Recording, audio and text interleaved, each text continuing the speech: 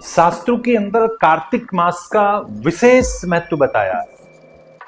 11 महीने अगर आप यजन भजन नहीं कर सके तो उनके लिए भगवान ने स्पेशल कार्तिक मास बताया है कि आप उस कार्तिक मास में कुछ व्रत, कुछ नियम का पालन करिए और गोविंद की कृपा को प्राप्त करिए।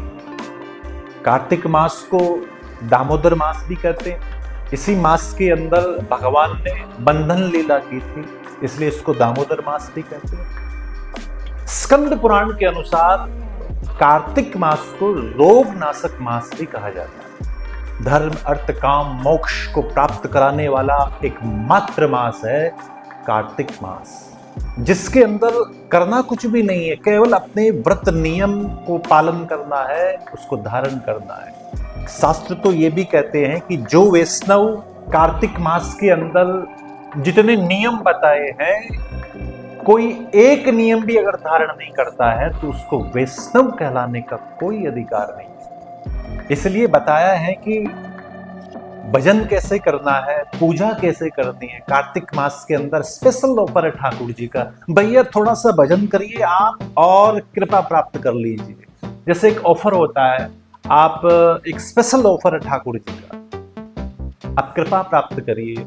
और बताते हैं कि जब ठाकुर जी का आप पूजन करें उस समय तुलसी दल और मंजरी के माध्यम से आप पूजन करें भगवान का। स्नान करते समय ब्रह्म मुहूर्त में स्नान करें, 4 बजे से लेकर 5:30 के बीच में स्नान करना चाहिए। कुछ नहीं तो सूर्योदय से पहले तो करना ही करना चाहिए। स्नान करते समय गंगा, विष्णु, शिव और सूर्य का ध्यान करिए। यह नियम है कार्तिक मास का। आप स्नान कर रहे हैं, वो नाम बताइए, उनका आप ध्यान करिए। बताते हैं कि कार्तिक मास के अंदर तुलसी पूजन और तुलसी सेवा का बहुत महत्व है। तुलसी जी का आप कार्तिक मास प्रारंभ हो रहा प्रथम दिन तुलसी जी को पीला वस्त्र धारण करवाइए। स्नान करने के निवृत्त होने के बाद तुलसी जी को जल दीजिए, तुलसी जी के यहाँ दीपक लगाइए, उनके 4 प्रदक्षिणा करिए, वंदन करिए, स्तवन करिए। और याद रहे, आपको अगरबत्ती नहीं लगानी है, तुलसी जी को घी का दीपक लगाना। दीपदान का बहुत महत्व है।